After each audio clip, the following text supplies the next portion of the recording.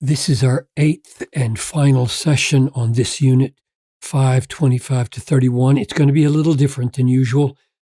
I have taken the time to type up for you and put on the screen 8 answers to the question, all right, we've seen all of how a husband is to love his wife as Christ loved the church, and all of how a husband should love his wife as their own bodies, and all of that, interpreting what it means for the husband to be the head, for the husband is the head of the wife as Christ is the head. And I've taken the time now to put on the screen for you 8 meanings of headship by way of summary. And I don't have time to go back and look at every verse as we do this. So I wrote them out so that you could pause, go back and look at the verse and check me. See whether, in fact, I am drawing out valid inferences about a husband's headship.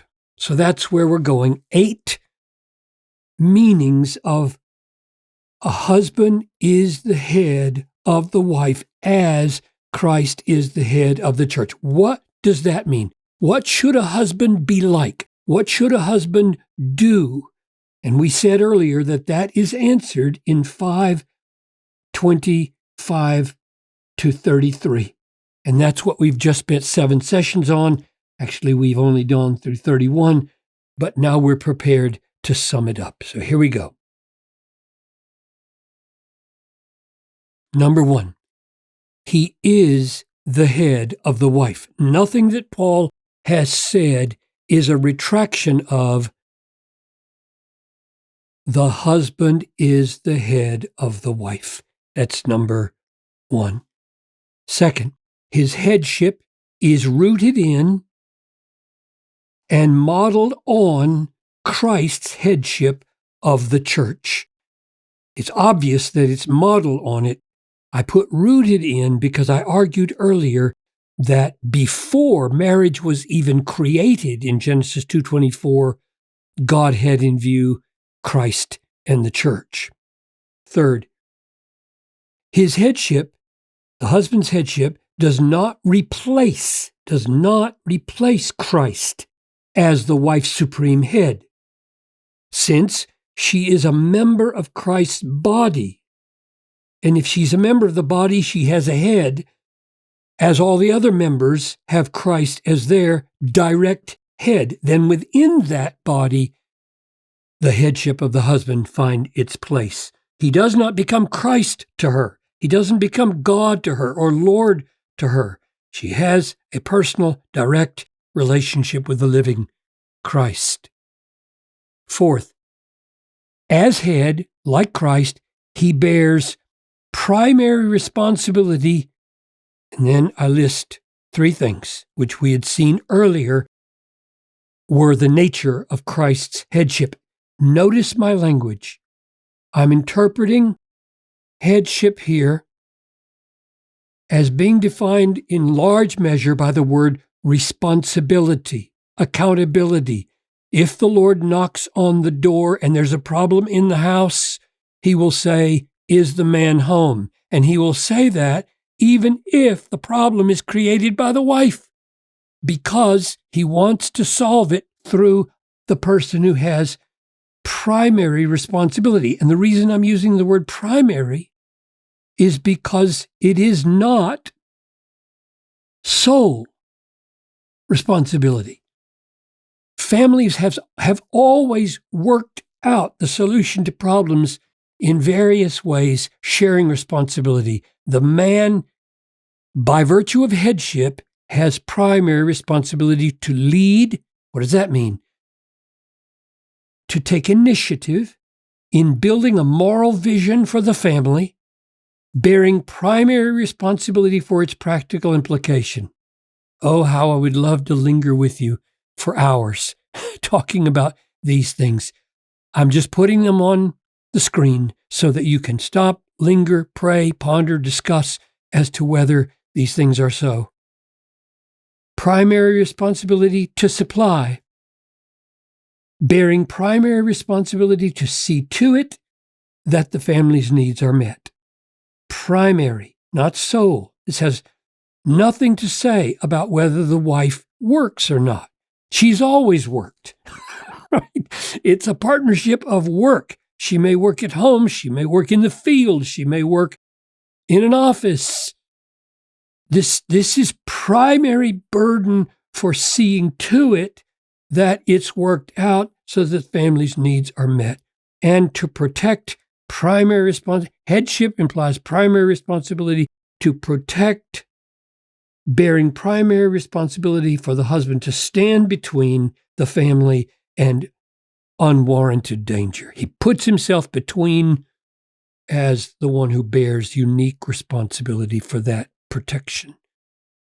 Number 5, that threefold act of headship, namely leadership, supply, and protection, is shaped and guided by the command to love as his wife, as Christ loved the church. That's the burden of Paul's largest unit. He devotes more space to that than anything, these next two, 5 and 6. The way of love, the way of Christ's love is defined for us, sacrificial to the point of death. This is what makes headship so radically servant-like. Sometimes people play off servant leadership against headship, and I would say no. When Christ bound the towel around himself, you remember, got down on the floor and washed the apostles' feet as a servant, there was no doubt in that room who the leader was. Nobody thought, oh, he's abandoned his role as leadership as he gets on the floor and shows them how to live. So it is here. In calling the husband to sacrificial life to the point of death, he doesn't mean he's lost his headship. He's defining it. He's shaping it. He's guiding it. The goal of that love, her ultimate and comprehensive good. That's how I understand those verses. Implication: Christ invites participation in his leadership by the prayers of the church. Have you ever thought of that? Christ is bent on leading and folding the church's prayers into the way he leads. Of course, he's infallible and he never makes a mistake, and he doesn't grant us anything that's bad for us.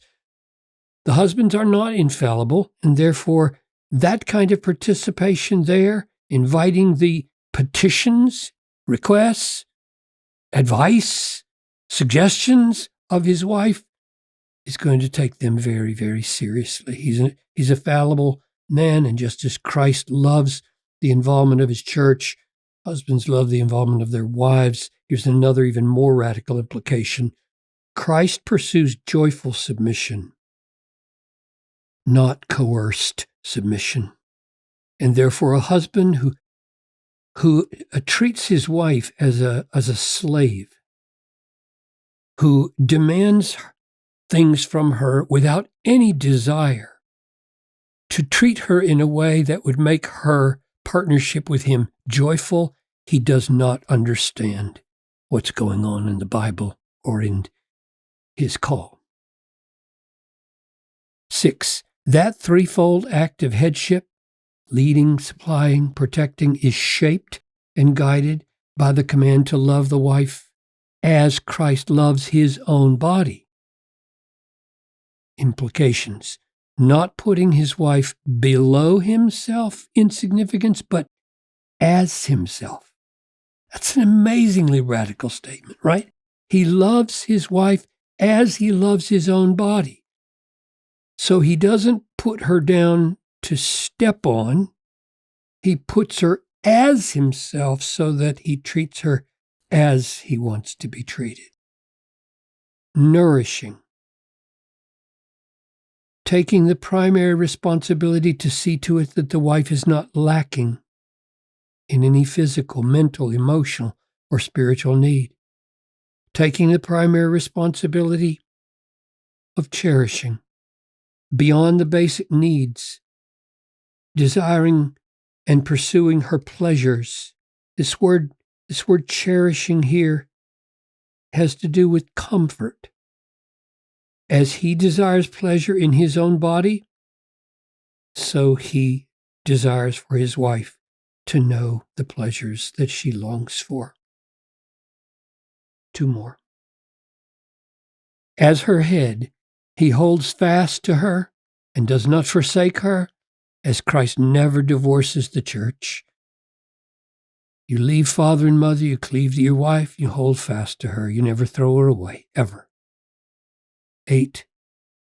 As her head, he will seek his joy in her joy, because, sorry for that misprint, it is a profound reality that, in fact, her joy is his joy. This, brothers, husbands, is a great calling. Marriage is a beautiful thing in the Bible. The standard is as high as it possibly gets. Let's do it.